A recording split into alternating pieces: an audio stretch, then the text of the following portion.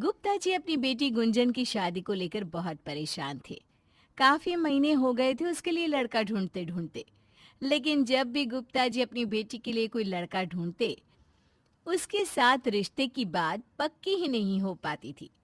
एक दिन परेशान होकर गुप्ता जी अपनी बेटी गुंजन और अपनी पत्नी पुष्पा के साथ पंडित जी के पास पहुंचे।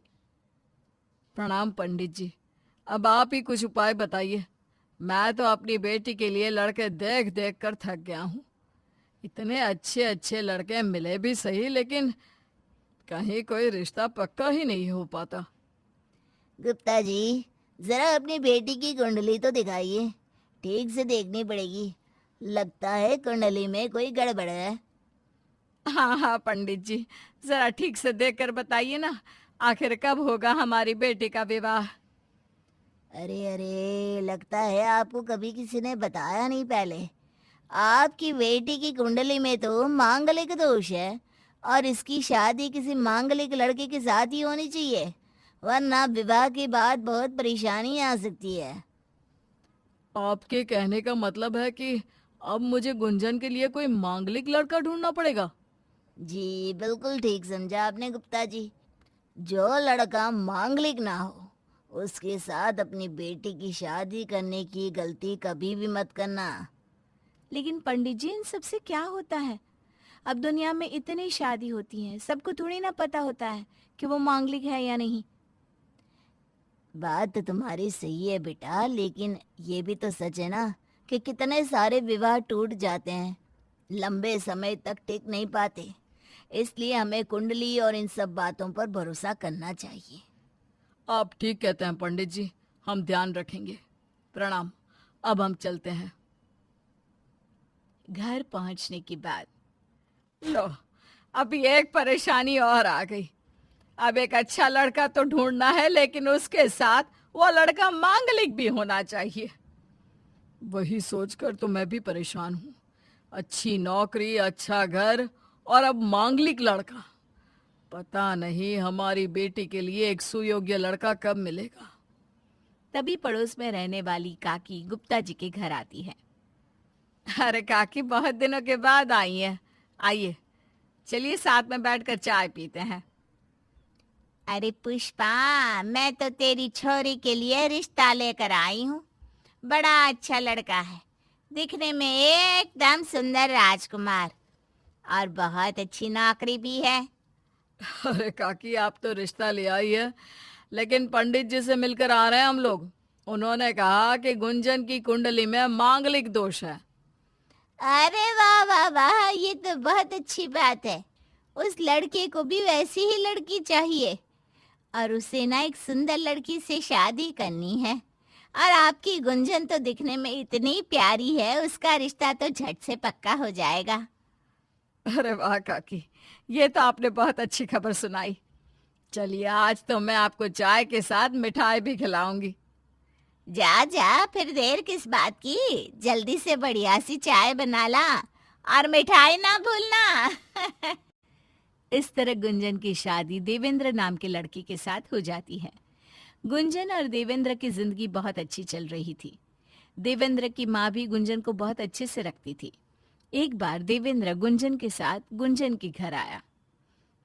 दामाद जी, आपके साथ अपनी बेटी का रिश्ता करके हम तो धन्य हो गए। आपकी बेटी गुंजन भी बहुत अच्छी है मम्मी जी।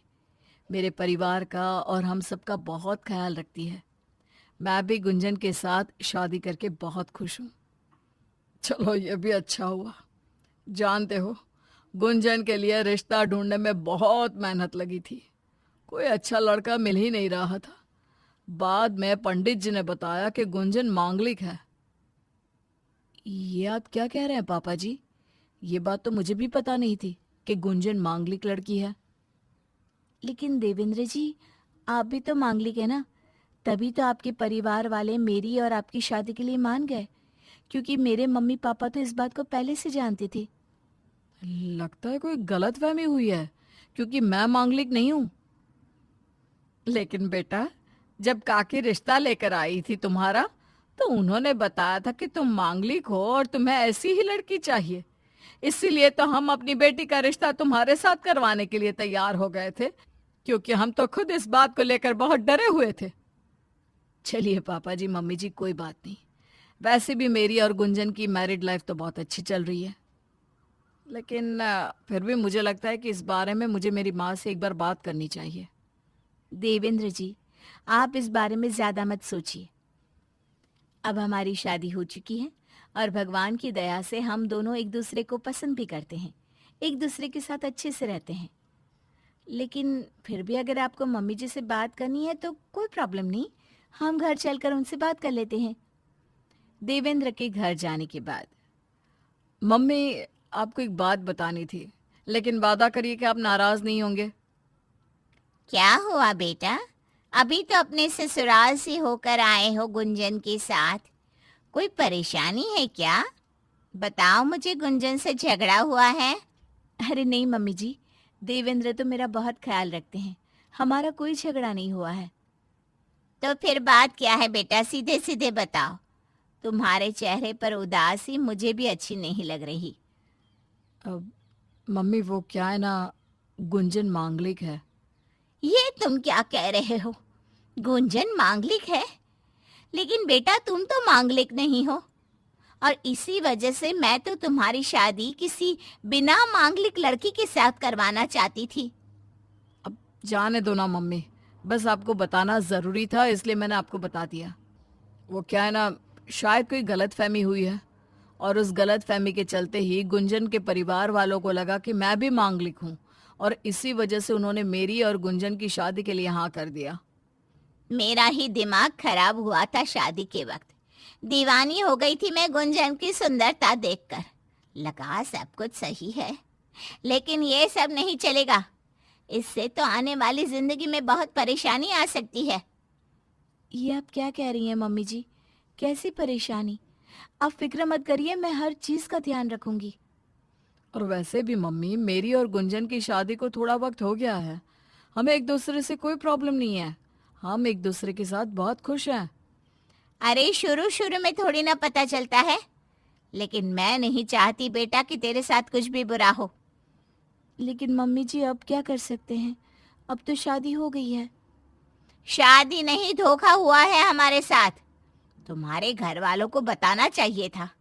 अब तुम्हारा मांगलिक दोष मेरे बेटे पर भारी पड़ेगा। अच्छा ठीक है मम्मी, अभी बहुत रात हो गई है, हम इस बारे में कल बात करते हैं। आप भी आराम से सो जाइए, हम भी अपने कमरे में जाते हैं। कुछ दिनों तक तो सब कुछ ठीक चलता रहा, लेकिन गुंजन की सास के दिमाग में ये बात बैठ गई थी कि गुंजन मांगलिक है और इसकी वजह से उनके बेटे की जिंदगी में परेशानी आ सकती है। अब गुंजन की सास किसी भी कीमत पर गुंजन को अपने बेटे की जिंदगी से दूर करना चाहती थी, और इसलिए वो अलग अलग तरीके से उसे परेशान करने लगी। गुंजन, मेरे ज़रूरी डॉक्यूमेंट है, मैं यहाँ अलमारी में रख रहा हूँ, देखो तुम उठाकर इन्हें अंदर लॉकर में रख देना। ठीक है देवेंद्र जी, अभी बाथरूम में हूँ, आप ऑफिस जाइए, बाहर आती ही मैं आपके डॉक्यूमेंट संभाल कर रख दूंगी। ऐसे कैसे संभाल के रख देगी? ये सारे डॉक्यूमेंट मैं फाड़ कर फेंक दूंगी। उसके बाद देखती हूँ देवेंद्र का गुस्सा तेरे ऊपर किस तरह निकलेगा। गुंजन, मैंने तुम्हें वो डॉक्यूमेंट्स दिए थे, वो कहाँ हैं? कौन से डॉक्यूमेंट्स देवेंद्र जी? आपके जाने के बाद मैंने चेक किया, वहाँ अलमारी में कोई डॉक्यूमेंट्स नहीं थे। ये तुम कैसी बात कर रही हो यार, वो बहुत इंपॉर्टेंट डॉक्यूमेंट्स है, मैं खुद जाकर चेक करता हूँ। अरे नहीं है वहां पर। थोड़ी देर के बाद, गुंजन, तुम कितनी लापरवाह लड़की हो, इस बात का पता मुझे आज चल गया है। ये देखो, मेरे सारे डॉक्यूमेंट्स फटे हुए डस्टबिन में पड़े हुए हैं। मैंने तुमसे क्या कहा था? तुम जानती हो इसकी वजह से मेरी जॉब भी जा सकती है। मैं सच कह रही हूँ देवेंद्र जी, मैंने ऐसा कुछ नहीं किया, मैंने तो डॉक्यूमेंट्स देखे तक नहीं। गुंजन बेटा, क्यों बहस कर रही हो सकता है ना कि गलती से तुमने ये डॉक्यूमेंट्स फाड़ कर डस्टबिन में डाल दिए हो। अब देवेंद्र कह रहा है तो अपनी गलती मान लो ना। लेकिन मैंने जो काम किया ही नहीं, मैं उसे कैसे मान लूं? अच्छा, तो लापरवाह होने के साथ अब तुम जिद्दी भी हो। सही कहती है मम्मी, एक मांगलिक लड़की और बिना मांगलिक लड़के की शादी कभी सक्सेसफुल नहीं हो सकती। उसके बाद आए दिन देवेंद्र और गुंजन के बीच झगड़े होने लगे और एक दिन जब झगड़ा बहुत ज्यादा बढ़ जाता है, मुझे तुम्हारे जैसी लड़की के साथ रहना ही नहीं है। तुम भी तो मुझ पर हर बात पर शक करते हो। देवेंद्र जी, शुरू शुरू में मुझे लगा था कि आप बहुत अच्छे पति हो। यह गलत फहमी तो मुझे भी थी तुम्हारे साथ, लेकिन हमें ना बड़े लोगों की बात माननी चाहिए। और अगर मुझे पता होता कि इतनी प्रॉब्लम आने वाली है तो तुम्हारे मांगलिक होने की बात पता चलती ही मैं तुम्हें घर से निकाल देता। अच्छा, तो अब नौबत यहाँ तक आ गई कि आप अपनी पत्नी को घर से बाहर निकालेंगे। जो पत्नी 1 मिनट अपने पति को चैन से जीने नहीं देती, जिसकी चीजों का ख्याल नहीं रख सकती, उसका घर में क्या काम। ठीक उसी वक्त देवेंद्र के घर के पुराने पंडित जी उनके घर आते हैं। ये सब क्या हो रहा है? आपके बेटे और बहू इस तरह झगड़ा क्यों कर रहे हैं? अब क्या बताऊं पंडित जी, ये सब तो होना ही था। अरे बहू के घर वालों ने हमसे झूठ बोला और अपनी मांगलिक बेटी की शादी मेरे बेटे के साथ करवा दी। मुझे तो पहले ही पता था ये सब होने वाला है। अगर ऐसा हो गया था तो आपको उसके लिए कोई उपाय करना चाहिए था। कैसा उपाय पंडित जी? ये शादी तो वैसी ही गलत है, कोई उपाय करने से क्या होने वाला है? मुझे अभी के अभी देवेंद्र की कुंडली दिखाओ, असलियत क्या है मैं ये पता करूंगा। ये लीजिए पंडित जी, देवेंद्र की कुंडली, आप खुद ही देख लीजिए।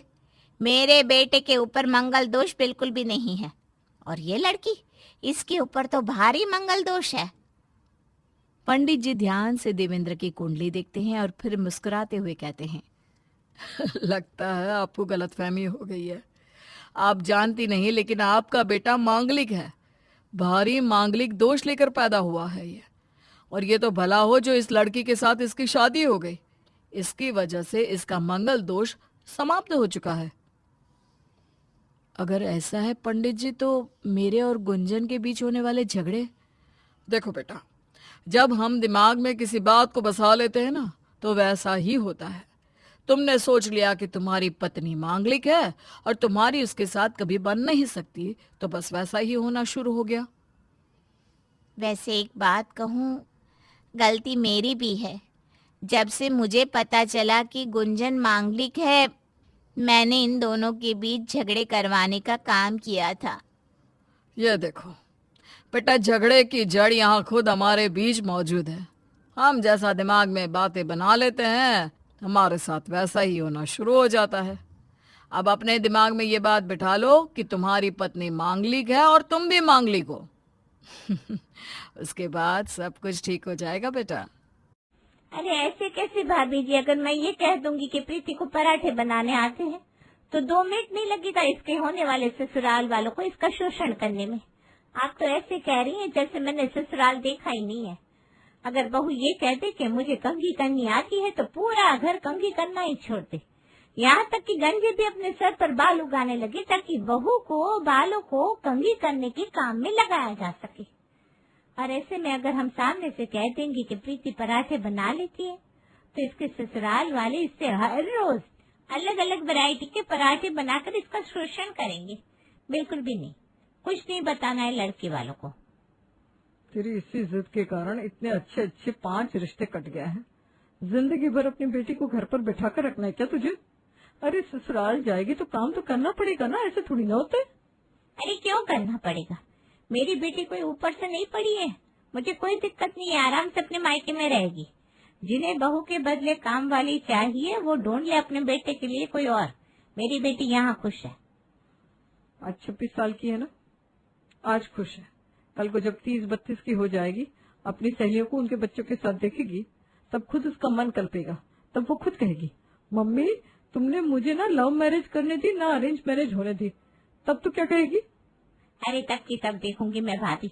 अरे आप अपना घर संभालिए, मेरे घर के मैटर में ज्यादा बोलने वाले लोग मुझे पसंद नहीं है। यही बोली आपने अपनी बेटी के वक्त बोली होती, तो उस बेचारी को अपना ससुराल छोड़कर मायके आके नहीं बैठना पड़ता। ये है सुषमा, जो पिछले 3 सालों से अपनी बेटी के लिए एक ऐसे घर की तलाश में थी जहां प्रीति से एक तिनका भी ना उठवाया जाए। और इसे लेकर सुषमा आज अपनी बेटी के लिए एक अच्छे परिवार के लड़के की खोज में न्यूज़पेपर में एक इश्तिहार छपवा देती है। एक सुसंस्कारी गोरा चिट्टा 6 फीट का लड़का चाहिए जो मेरी बेटी को रानी बना कर रखे। घर में झाड़ू उठाने की बात भी ना करे वरना रिश्ता कैंसिल। बाप रे बाप, आजकल की माओ ने तो हद कर दी है। अरे जी आप रुक क्यों गए, पूरा पढ़िए ना। अरे अनिल की मम्मी, पढ़ने लायक है क्या इस इश्तेहार में? ऐसा कोई इश्तेहार छपवाता है वो भी शादी का? आजकल हर मैट्रिमोनियल साइट पर पैसे लगने लगे हैं। ऐसे में एक न्यूज़पेपर ही सहारा बचा है हम जैसों का। ऊपर से न्यूज़पेपर में भी अब कौन ही अपने लड़के लड़कियों के रिश्ते के लिए इश्तेहार छपवाता है। बड़ी मुश्किल से ये इश्तेहार मिला है, ये मौका जाया नहीं जाने दूंगी। अब पूरा पढ़िए तो। हमारी लड़की सिर्फ घूमने फिरने, ब्यूटी पार्लर और शॉपिंग के लिए बनी है। बाकी सब काम बहू नहीं, किस्मत वाले लड़के की मम्मी करेगी। गुस्से में महेश न्यूज़पेपर को टेबल पर फेंक कर खड़ा हो जाता है। आग लगे ऐसी बहू को। बिल्कुल ठीक कहा पापा आपने। अरे मुझे लड़की लानी है, किसी देश की रानी नहीं जो आकर मेरे सर पर बैठकर गाना गाती रहे और काम मेरी माँ को करना पड़े। तू ना बड़ा सीधा है बेटा। किसी ने अपने मन मुताबिक इश्तेहार छपवा दिया और तूने मान भी लिया। अरे भाई, इतनी फूल कुमारी सी बेटी होती सुषमा मिश्रा की तो किसी बड़े बिजनेसमैन के घर अपनी बेटी को ब्याहती, या फिर पैसे देकर किसी मैट्रिमोनियल साइट का प्रीमियम मेंबरशिप ले लेती। ये 100 रुपए देकर इश्तेहार क्यों छपवाती है? मतलब कि लड़की की माँ खुद बैंगन है और अपनी बेटी को फल बताकर सुपरमार्केट में बेचना चाह रही है। ऐसे कई लोगों को लाइन पर लेकर आई हूँ मैं। तू भी आज ही न्यूज़पेपर वालों के ऑफिस जा और दूसरा इश्तेहार छपवा दे कि मेनका कौशिक को अपने बेटे के लिए एक ऐसी लड़की की तलाश है जिसे तिनका उठाना भी ना आता हो।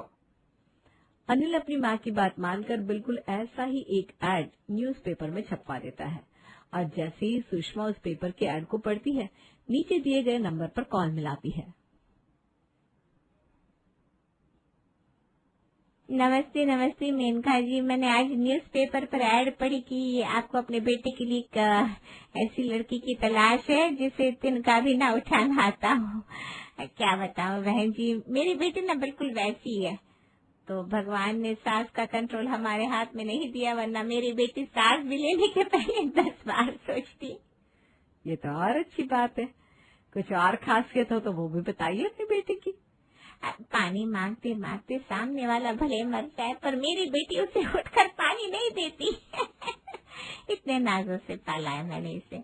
2 बार इसके पापा के गले में खाना अटक गया था, पर मजाल है मेरी बेटी ने उन्हें उठकर पानी भी दिया हो। ये तो बिल्कुल वैसी लड़की है जैसी लड़की की मुझे तलाश थी। आप इसी रविवार हमारे घर पधार जाइए। मेनका के बुलाने की देर थी। सुषमा अपने परिवार, पूरे मोहल्ले वालों को लेकर मेनका की सोसाइटी में पहुंच जाती है। एक लड़के को इतने सारे लोग देखने जाएंगे मम्मी, ये ठीक बात नहीं है। अरे मेरी बेटी, लड़के वालों को लगना चाहिए कि हम कमजोर लोग नहीं है। अगर हम गिनकर 4 लोग जाते तो तेरी शादी के बाद लड़के वाले तेरे मायके पक्ष को कमजोर समझकर तुझ पर काम का प्रेशर बना सकते थे। लड़के वालों पर दबदबा बनाए रखने के लिए इतने ज्यादा लोगों को लेकर जाया जाए उतना ही अच्छा है। सुषमा को इतने सारे लोगों के साथ आता देखकर महेश घबरा जाता है। बहुत गलत लोगों से पंगा ले लिया है आपने मेनका जी। पूरे कबीले को लेकर आ रही है वो सुषमा मिश्रा। आपकी धोती को भी सरकते 2 मिनट नहीं लगता अनिल के पापा। वो कबीला लेकर आ रही है तो मेरे पीछे 2 गांव खड़े हैं। मेरे मायके वालों को फोन कर दिया है मैंने। पूरा मोहल्ला 11 बजते बजते हमारे घर अनिल की तरफ से मौजूद हो जाएगा। और लड़की वाले ये सोच रहे हैं ना कि लोगों की भीड़ जमा करके वो हम पर किसी तरह का प्रेशर बना सकते हैं। तो ऐसा मेनका होने नहीं देगी। आपको उनके हर मुंह का अंदाजा पहले से कैसे है मम्मी? इसका कारण बहुत सिंपल है बेटा, एक्सपीरियंस। इसी तरह लोगों की भीड़ लेकर मेरी माँ ने तेरी दादी और दादा पर दबदबा बनाया था। इसीलिए तो आज तक मेरे ससुराल में किसी की हिम्मत नहीं हुई मुझसे ऊंची आवाज से बात करने की। सुषमा शेर थी तो मेनका सवा शेर। सुषमा यहाँ जैसे ही उल्टे सीधे सवाल दागती है, मेनका चूहे की तरह उन सवालों को कुतर देती है। फाइनली रिश्ता पक्का हो जाता है। मैं अपने पंडित जी से पूछकर एक अच्छा मुहूर्त निकलवा लेती हूँ। आप लोगों को भी अपने पंडित जी से सलाह मशवरा करना हो तो आप कर सकते हैं, फिर दोनों तरफ से आए डेट में से एक डेट फाइनल कर देंगे। बिल्कुल भी नहीं समधन जी। शादी की तिथि हो या शादी के नियम, मेरा मानना है कि वो तो लड़की वालों के मन मुताबिक होना चाहिए। आखिरकार वो अपनी बेटी विदा कर रहे हैं, ऐसे में शादी के नियम करने का मौका हम उनसे छीन नहीं सकते। आपको जो डेट जचे आप हमें बता दीजिएगा। देख रही हो प्रिया, कभी देखा है मम्मी को इतने मीठे मीठे बात करते हुए? देख रही हूँ भैया, और ये भी देख रही हूँ कि तुम्हारी शादी करवाने के लिए मेरी मम्मी को क्या क्या करना पड़ रहा है। फाइनली बहू बनकर प्रीति अपने ससुराल आ जाती है। शादी की अगली सुबह 11 बजते बजते मोहल्ले की औरतें मुंह दिखाई के लिए मेनका के घर आना शुरू कर देती हैं। अरे मेनका कहाँ है बहू, दिखाई नहीं दे रही। बताइए मेनका जी, कहाँ है बहू? बताओ ना मम्मी, कहाँ है भाभी? आप सब लेडीज इन दोनों बाप बेटी की बातों पर ध्यान मत दीजिए। ये दोनों हमेशा एक साइड होकर मुझे कॉर्नर कर देते हैं। मैं अभी जाकर बहू को बुला कर लाती हूँ, आप सब बैठिए। मेनका फौरन अपनी बहू के कमरे में जाती है, जहाँ वो देखती है कि प्रीति नहा धोकर अनिल के हाफ पैंट के साथ टी शर्ट पहनकर अपने बिस्तर पर बैठी हुई है। चल मेनका, कर दे खेल शुरू। हेलो मम्मी जी, पाए लागू? अरे नहीं नहीं बहू, काहे का पाए लागू? और तू इतनी जल्दी उठ गई? इतने सवेरे उठने की क्या जरूरत थी? आराम से नींद पूरी करती। कैसी बातें कर रही हैं आप मम्मी जी, पूरे दिन थोड़ी ना सोती रहती हूँ मैं। वैसे बाहर ये कैसी आवाजें आ रही है, कोई आया है क्या? वही तो बहू, क्या कहूँ, तुझे तकलीफ ना हो इसलिए फेरों के तुरंत बाद मैंने सभी मेहमानों को ट्रेन में बिठा दिया था। एक भी मेहमान यहाँ रुक जाता तो तू अपने मनपसंद के कपड़े कहाँ पहन पाती। यहाँ तक कि मैंने तो सोचा था कि तेरी मुंह दिखाई की रस्म भी नहीं करवाऊंगी, क्योंकि मुंह दिखाई की रस्म ना सवेरे सवेरे होती है। अब रस्मों के चक्कर में मैं तेरी नींद खराब करने का रिस्क तो नहीं ले सकती थी, वरना तेरी माँ कहती समधन जी ने हमें ठग लिया। वही तो मम्मा, और रस्म छोड़नी भी ना पड़े और तुम्हारी नींद भी खराब ना हो प्रीति, इसलिए हमने मुंह दिखाई की रस्म दोपहर में करने का प्लान किया था। तो फिर ये औरतें अभी कैसे आ गई, वो भी बिना न्योता दिए? यही तो मेरी फूटी किस्मत है बेटा, ये औरतें बिना न्योते खुद आ गई। वैसे इसमें ना इनकी भी गलती नहीं है, इन्हें लगा होगा कि हम शादी ब्याह की भाग दौड़ में मुंह दिखाए का न्योता देना भूल गए, इसलिए बिना बुलाए खुद आ गई। एक काम करती हूँ, बाहर जाकर सभी से कह देती हूँ बहू को बुखार आ गया है, मुंह दिखाई नहीं हो पाएगी। अरे पर ऐसे कहना ठीक होगा क्या मम्मी? और क्या करूँ बेटा, मुझे पता है मेरी बहू में खोट नहीं है, पर अब कब प्रीति बहू तैयार होगी, साड़ी पहनेगी, गहने पहनेगी और बाहर आएगी।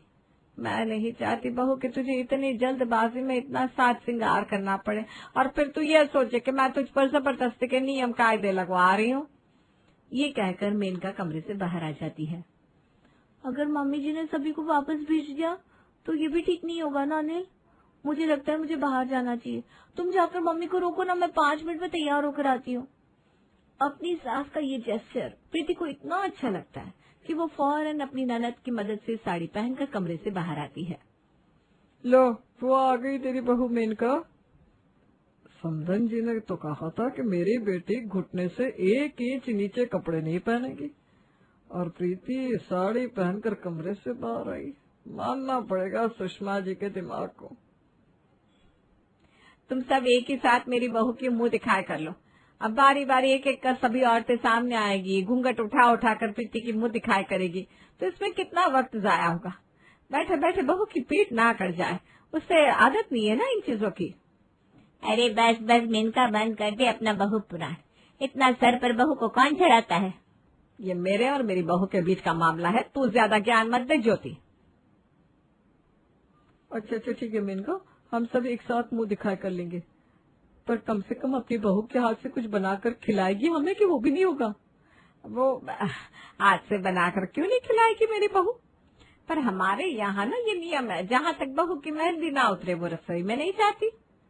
भूल मत इनका, तेरी मेरी शादी 1 ही तारीख को हुई थी, और जितना मुझे याद है शादी की अगली सुबह ही तो रसोई में चली गई थी, झूठ ना बोल। अच्छा ठीक है ठीक है। मेनका अपनी बहू को रसोई में लेकर जाती है। ज्यादा टेंशन ना ले बहू, मैं ही कुछ बना देती हूँ, तो बस बाहर जाकर सभी को परोस देना, ताकि सभी को लगे कि खाना तूने बनाया है, वरना ये औरतें ना वक्त बेवक्त तुझे ताने देंगी। देख, मुझे तो इन चीजों से कोई प्रॉब्लम नहीं है, खाना तू बनाए या मैं, एक ही तो बात है, पर इनमें से तुझे कोई कुछ कह दे ये मुझसे बर्दाश्त नहीं होगा। पता चला मेरे हाथों से एक आधी पीट गई। और मेनका फटाफट रसोई का काम करना शुरू कर देती है। तभी हॉल से प्रिया रसोई में आती है। मम्मी तुम यहाँ आओ, बाहर सभी औरतें तुम्हें ढूंढ रही है, जल्दी बाहर आओ ना, उन्हें शक हो जाएगा कि तुम भाभी की मदद कर रही हो। मैं हूं ना, यहाँ सब संभालूंगी। सिर्फ संभालना नहीं है प्रिया, सारा काम तुम्हें करना है, मेरी बहू से कुछ करवाना मत।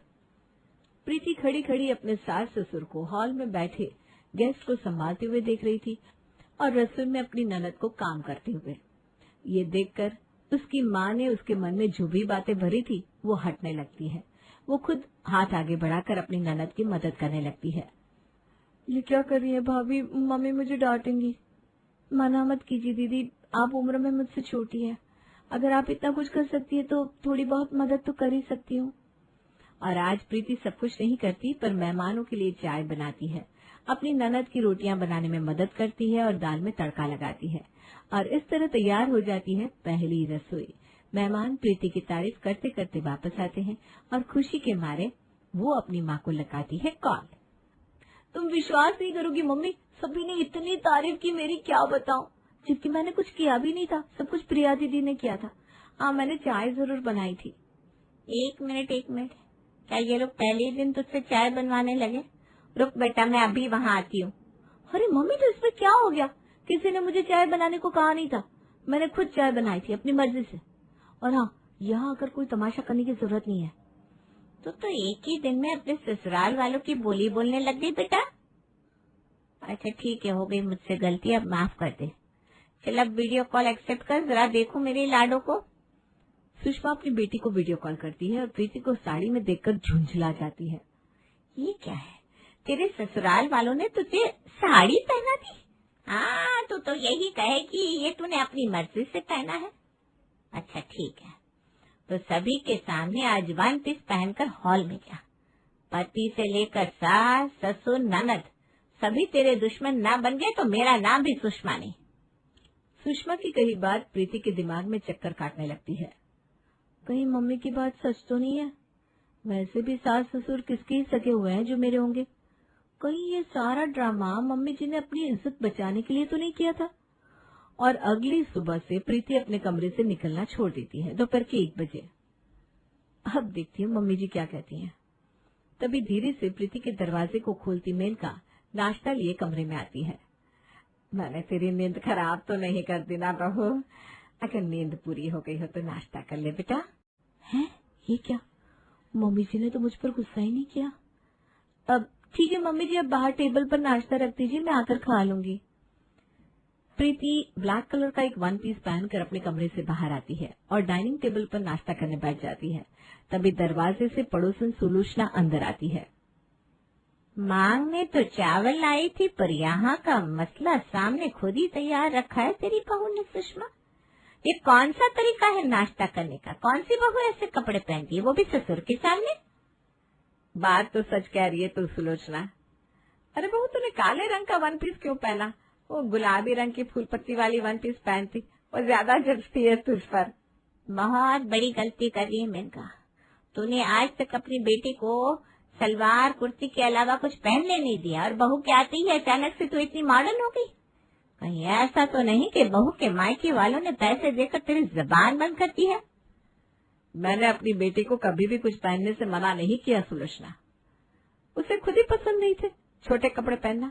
अगर मेरी बहू का मन है मॉडर्न कपड़े पहनने का तो इसमें क्या दिक्कत है? प्रीति अपना घर छोड़कर यहाँ आई है, घर बदल गया, लोग बदल गए, अब अपने रहने का तरीका भी बदल दे। क्यों भाई? और जितना मैं प्रीति को समझ पा रही हूँ, मुझे पता है धीरे धीरे वो खुद ही हमारे घर के हिसाब से ढलने लगेगी। और जहाँ तक रही पैसे लेने की बात, तो प्रीति तेरे सामने ही खड़ी है, खुद पूछ ले उसे। अपनी आंखों के सामने इतना तमाशा होता देख अब तक महेश चुप था। प्रिया बेटा, जरा रसोई से आंटी को चावल ला कर देना। देखिए भाभी जी, आप आई तो चावल लेना थी, पर फैला रही है रायता, इसीलिए कह रहा हूँ दूसरों के घरों में ताका झाकी करना छोड़ दीजिए। अरे अरे भाई साहब, ऐसी क्या बात होगी जो आपको बीच में बोलना पड़ गया? कहीं अनिल में ही कोई कमी तो नहीं? आपका नाम क्या बताया था आपने आंटी जी? रीमा, रेखा, जो भी हो। देखिए, मुझे तो आपका नाम भी याद नहीं। पता है क्यों? क्योंकि आप हमारे लिए मैटर नहीं करती, और मेरे पति या मेरे ससुराल वालों के लिए आइंदा से कुछ भी बोलने की हिम्मत मत कीजिएगा, वरना ये मॉडर्न बहू इतनी मॉडर्न गालियां जानती है, सुनकर आपके कानों से खून आ जाएगा। आप जैसों के लिए तो मैं न आज बदलूंगी न कल, पर मेरे ससुराल वाले अगर चाहें तो मैं 4 इंच का घूंघट लेने को भी तैयार हूँ। पर मुझे पता है मेरे ससुराल वाले आपके जैसे छोटी सोच के नहीं है। मेनका जो चाहती है वही हो जाता है। वो जानती थी सुषमा की सिखाई प्रीति को बदलने का तरीका सिर्फ प्यार है। मेनका के परिवार वालों ने प्रीति को इतनी अच्छी तरह से अपनाया कि आज वो खुद अपने ससुराल वालों के साथ खड़ी हो गई थी। उस दिन के बाद प्रीति खुद धीरे धीरे अपने ससुराल में एडजस्ट होना शुरू कर देती है। मम्मी, भैया की शादी के बाद मैं और तुम घूमने चलेंगे। बहुत दिनों से कहीं घूमने ही नहीं जा पाए। हाँ हाँ चलेंगे, पहले बहू को आने तो दे। अरे यार, तुम दोनों अभी चली जाओ घूमने के लिए। उसके लिए क्या भैया की शादी का वेट करना? भैया की शादी में अभी 3 महीने देरी है। मुझे क्या बोल रहे हो? मम्मी से बोलो ना, मैं तो कभी भी तैयार हूँ। जाओ मम्मी, तुम दोनों हो आओ, मैं दोनों की टिकट कटवा दूंगा। अरे टिकट तो तू कटवा देगा, लेकिन घर और तुम तीनों बाप बेटों को कौन देखेगा? हमारी फिक्र मत करो, मैनेज कर लेंगे, हफ्ते भर की तो बात है। अच्छा, तुम दोनों तो कर लोगे बाहर का खा खा कर, लेकिन तुम्हारे पापा कैसे खाएंगे खाना? वो तो बाहर का खाते नहीं। और एक तुम दोनों भी, मुझे पता है कितना भी बाहर का खाकर मैनेज कर लोगे, मुझे समझाओ मत। एक दिन मैं घर पर नहीं रहती हूँ तो घर में तूफान मच जाता है। याद है ना, 2 घंटे बस गई थी। उस दिन तो किसी ने दूध फ्रिज में नहीं रखा था और खाना भी खराब हो गया, दरवाजे खुले पड़े थे। मैं नहीं जा सकती हूँ ऐसे। मम्मी चलो ना, हफ्ते भर बाद देख लेंगे ना सब। हाँ, तुझे क्या है, तुझे तो कुछ करना नहीं पड़ता। मुझे आते ही घर में लगना पड़ेगा, साफ सफाई से लेकर सब कुछ। कोमल, गृहस्थी ऐसे नहीं चलती है, बहुत कुछ झेलना पड़ता है। बस उठे और चल दिए, आगे पीछे सब सोचना पड़ता है। हफ्ते भर ही घूमना है ना, फिर आना तो यही है। इन लोगों का जो लक्षण है, उस तरह से ये घर खुला छोड़कर गए और पीछे से चोरी हो गई तो कहीं खुद को कोसती रह जाओगी। एक आदमी 24 घंटे घर में चाहिए, कभी कोई आता है कभी कोई। मैं नहीं जा रही कहीं, बहू आ जाएगी तो 3 महीने बाद कहीं जाएंगे हम। सौरव कोमल के सिर पर हाथ रखकर कहता है, जब इतने दिन बीत गए तो 3 महीने और सही, उसके बाद घूमना। मम्मी को समझाना मुश्किल ही नहीं, नामुमकिन है। हाँ हाँ भाई, पाल पाल कर इतना बड़ा कर दी, अब ये बात कर रहा है तू। दिन बीतने लगते हैं और शादी की तैयारी जोरों शोरों से करती है कोमल और मीना। मम्मी, मेरे लिए तो ये दोहरी खुशी का फंक्शन है। एक तो मेरे भाई की शादी और दूसरी शादी के बाद हमें घूमने का लाइसेंस मिल जाएगा। मीना अपने माथे पर हाथ रखकर जोर जोर से हंसने लगती है। पागल है ये लड़की। शादी के 10 दिन पहले बहू के यहाँ चूड़ा भेजने की रस्म होती है। मीना कोमल और सौरभ से कहती है, तुम दोनों को आज ज्योति के घर जाना है, चूड़ा देना है। मैंने सारी तैयारी कर दी है। कोमल, तुझे ही ज्योति को अपने हाथों से चूड़ा पहनाना है। ठीक है मम्मी, मुझे सब पता है, तुम ना टेंशन मत लो। तुम्हें लगता है कि मैं अभी तक छोटी हूँ, लेकिन तुम्हारी बेटी अब बड़ी हो गई है। अरे ठीक है, चल बता क्या क्या करना है। सबसे पहले जाकर भाभी को ये साड़ी और ज्वेलरी दे दूंगी, वो इन्हें पहनकर तैयार हो जाएगी। फिर उनके हाथ में मेहंदी लगाकर ये चूड़ा पहना दूंगी। ठीक कहा ना मैंने? ठीक है, जाओ तुम दोनों, और वहां से कुछ भी लेकर मत आना, चाहे कितना भी कुछ दे ज्योति की माँ, अच्छा नहीं लगता है। उनकी परिस्थिति उतनी अच्छी नहीं है। हाँ मम्मी। सौरव और कोमल ज्योति के घर पहुंच जाते हैं और देखते हैं ज्योति उन्हें देखकर भी अपने में ही बिजी है। भाभी अपने में ही लगी है, आकर ना हाय बोला ना हेलो, कुछ भी नहीं। वही तो मैं देख रही हूँ। मम्मी मुझे कहती है मुझे कुछ नहीं आता, मैं कम से कम मेहमानों का ध्यान रखना तो जानती हूँ। इतने में ज्योति आकर कहती है, ओह सॉरी दीदी, मैं थोड़ा बिजी थी। वो एक्चुअली मेरी एक सहेली का कॉल आ गया था, उसके पापा भर्ती है ना, तो मैं उसी के पैसों का जुगाड़ करवाने में लगी थी। कोई नहीं भाभी, लो ये साड़ी पहनकर रेडी हो जाओ। अच्छा ठीक है।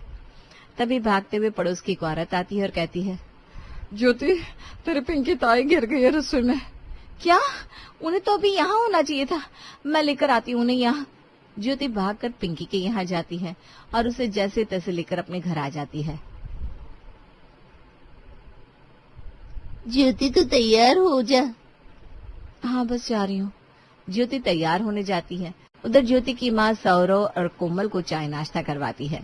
कोमल अपना दिमाग चलाते हुए पिंकी से कहती है, आपके बारे में तो हमें पता ही नहीं है। भाभी ने कहा था उनके पापा के कोई भाई नहीं है। बेटा मैं यहाँ बगल में रहती हूँ, मेरी कोई औलाद नहीं है तो पिंकी को अपनी बेटी मानती हूँ। ओह अच्छा, आस पड़ोस की मदद तो करनी चाहिए। ज्योति को चूड़ा पहनाकर कोमल और सौरभ वहां से चले जाते हैं और घर आकर कोमल मीना को सारी बात बताती है। मम्मी, भाभी को लगता है लोगों से बहुत ज्यादा मतलब है। वो तो दूसरे में लगी रहती है। वो क्या ही घर संभालेगी शादी के बाद। और तुम तो मुझे हमेशा कहती रहती हो। अरे बेटा, अभी वो कुंवारी है ना, इसलिए दूसरे में लगी रहती है। जब खुद का परिवार हो जाता है तो आदमी उसी में व्यस्त हो जाता है और उसे फिर फुर्सत ही कहाँ मिलती है कि किसी का कुछ करे। सब ठीक हो जाता है वक्त के साथ। अच्छा, तो कभी मेरे लिए भी ये सब कहा करो ना। अब तेरे लिए क्या कहूँ, तू तो खाना भी नहीं बना पाती है। एक काम तुझसे ठीक से नहीं होता है। 10 दिन हवा की तरह बीत जाते हैं और शादी का दिन आ जाता है। मीना बहुत खुश रहती है कि अब उसकी जिम्मेदारी कम हो जाएगी। शादी बहुत अच्छे से हो जाती है। ज्योति का गृह प्रवेश जैसे ही होता है उसका फोन बजने लगता है और वो बिना सोचे समझे झट से फोन उठा लेती है।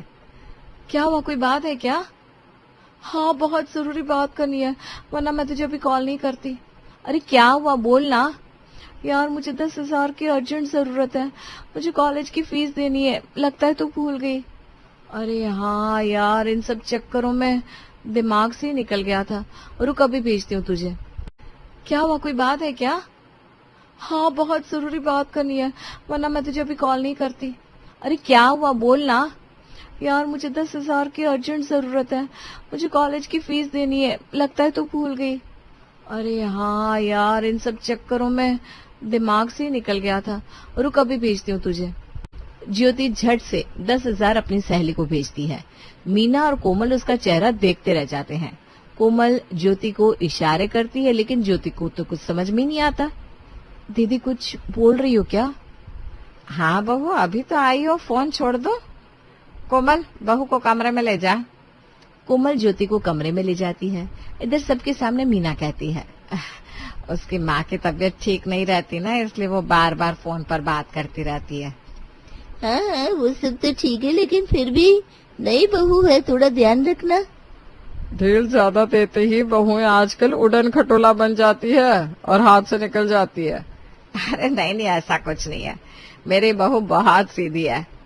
उधर कोमल ज्योति से कहती है, क्या भाभी, आप तो इशारे भी नहीं समझती हो। मैं फोन रखने को आपको कह रही थी। आपको पता है सभी आपको घूर रहे थे बड़ी बड़ी आंखें करके। अरे वो एक अर्जेंट कॉल था ना शीतल का, उसे बहुत जरूरत थी मेरी। उसकी जिम्मेदारी ना मुझ पर ही है, वरना मैं कॉल नहीं उठाती। वो सब ठीक है, लेकिन अब ये आपका ससुराल है। घर में हमारे सामने तो कोई दिक्कत नहीं है, लेकिन बाहर वालों के सामने तो थोड़ा ध्यान रखना जरूरी है ना। बातें बनाने लगेंगे सब तुरंत। दीदी, लोगों का क्या है, उन्हें आदत होती है बातें बनाने की। आज मेरी बनाएंगे, कल उसकी, तो परसों किसी और की। इसलिए मैं ना दिमाग ही नहीं लगाती इन लोगों में। वैसे ये शीतल कौन है? ज्योति कुछ कहती उससे पहले वहां गौरव आ जाता है और कोमल कहती है, भाभी मैं चलती हूँ, आप दोनों आराम करो। सभी सो जाते हैं। अगली सुबह सभी उठ जाते हैं और ज्योति सोई हुई रहती है। मीना कहती है, क्या हुआ गौरव, बहू अभी तक सोई हुई है? हाँ मम्मी, उसे बुखार है बहुत तेज। अच्छा, रुक जा, मैं देखती हूँ। मीना जाने के लिए उठती है, उतने में देखती है तैयार होकर ज्योति अपने हाथों में पर्स लिए कहीं जाने को तैयार है। बहू कहाँ जा रही हो, तुम्हारी तबीयत ठीक है? मम्मी जी, मेरी मम्मी को हार्ट अटैक आया है, मुझे जाना होगा। हाँ, चली जा। गौरव, तू बहू को साथ लेकर जा।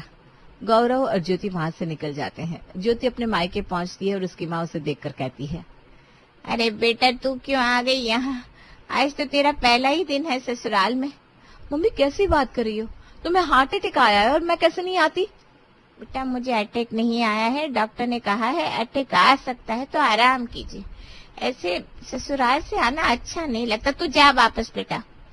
नहीं नहीं मम्मी जी, ज्योति को आज यहीं रख लो, मैं कल उसे ले जाऊंगा। ठीक है दामाद जी, कल आप लेने आ जाना, समझ लीजिए पग फेरे की रस्म हो गई। गौरव अपने घर वापस चला जाता है। अगले दिन ज्योति रस्म पूरी करके घर आती है।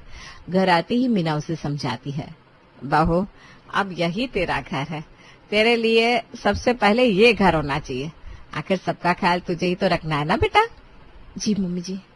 तू जाकर आराम कर ले थोड़ी देर और दोपहर में खाना बना लेना, पहली रसोई की रस्म भी पूरी करनी है ना।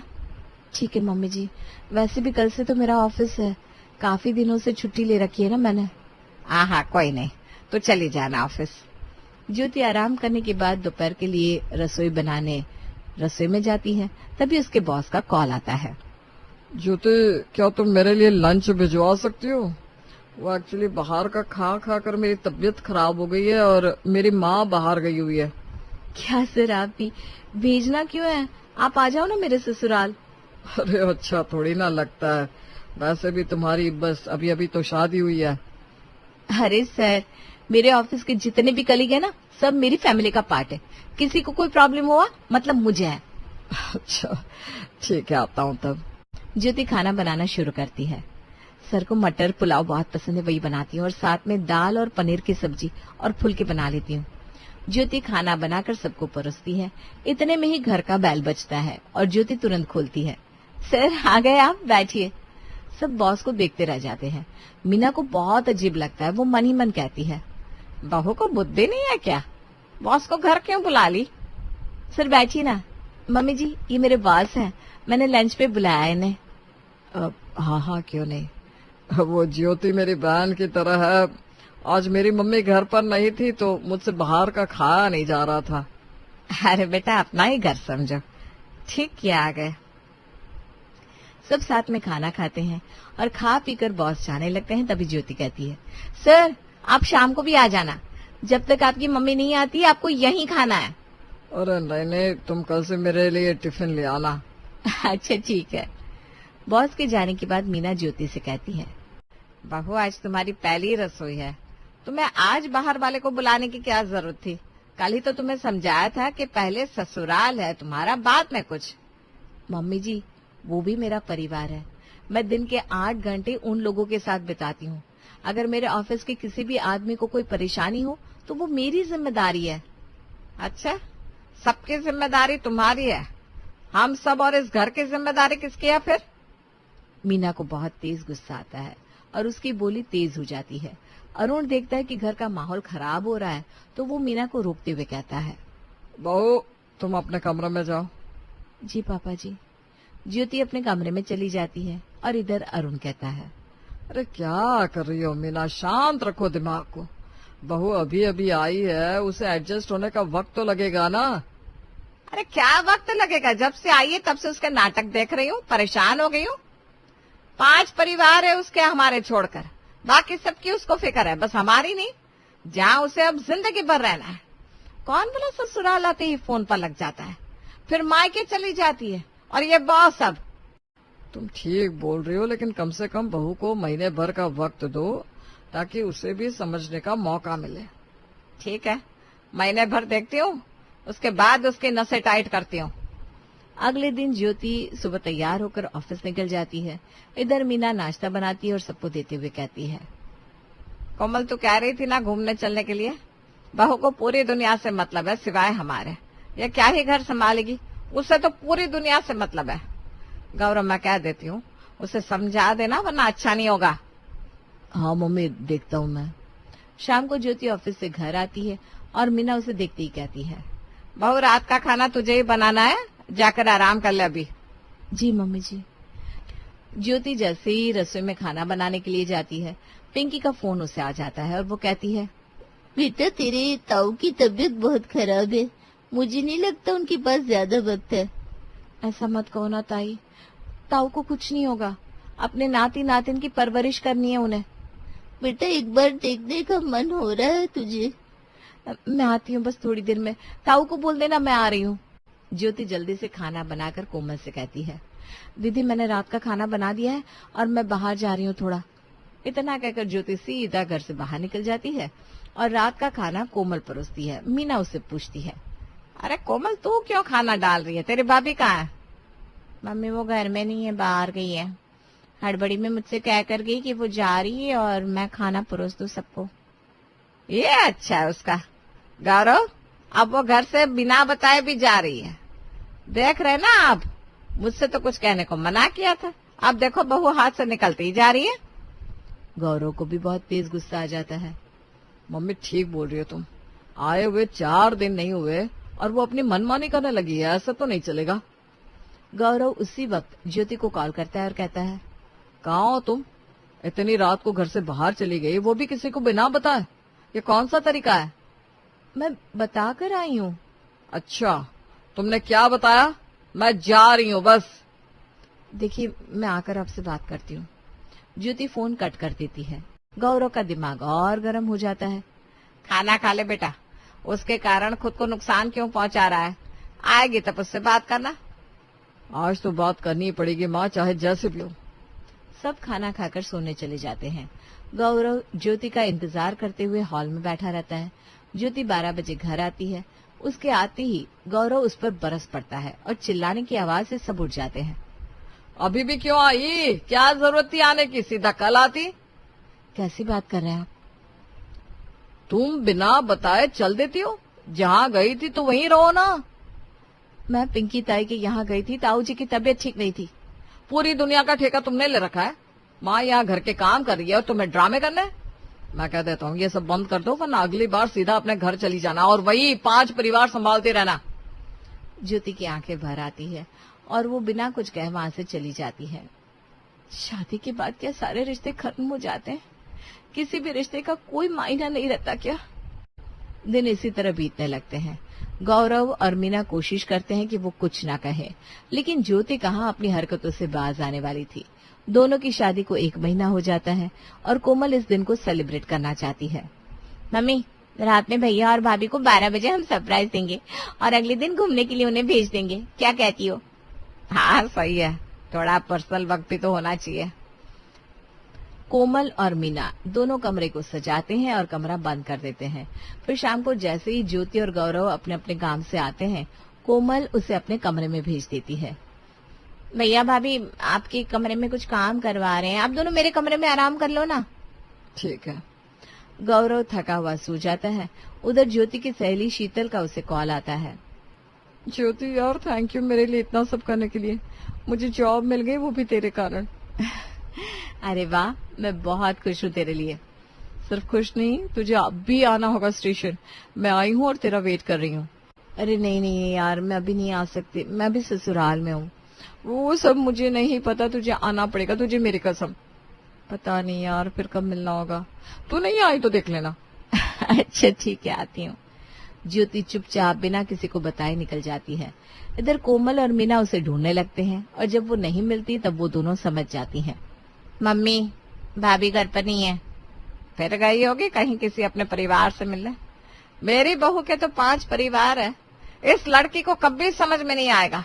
आज उसकी एनिवर्सरी है 1 मंथ की, तो ये नहीं कि अपने पति और परिवार के साथ रहे। पता नहीं भैया क्या करेंगे। इधर जैसे गौरव को पता चलता है, उसका पारा 7वें आसमान पर चला जाता है और वो गुस्से में अपने कमरे में जाता है और कमरा सजा हुआ देखकर कहता है, मेरे घर वालों ने उसके लिए इतना सब किया और वो महारानी पता नहीं अब किस परिवार को देखने में लगी है। गौरव ज्योति को फोन करता है और ज्योति गौरव का फोन देखकर डर से उठाती नहीं। अब फोन भी नहीं उठा रही। मम्मी अब बस हो गया, मुझसे नहीं होगा और बर्दाश्त। मैं उसे तलाक दे दूंगा। जिस लड़की को मेरे और मेरे परिवार के अलावा बाकी सबकी फिक्र है, तो वो वहीं रहे। क्या जरूरत है उसे यहाँ रहने की? बेटा तुझे जो ठीक लगता है वो कर, मैं कुछ नहीं बोलने वाली अब। गौरव ज्योति को मैसेज कर देता है कि अब वो घर वापस न आए और उसे अगले दिन तलाक के पेपर भेज देता है।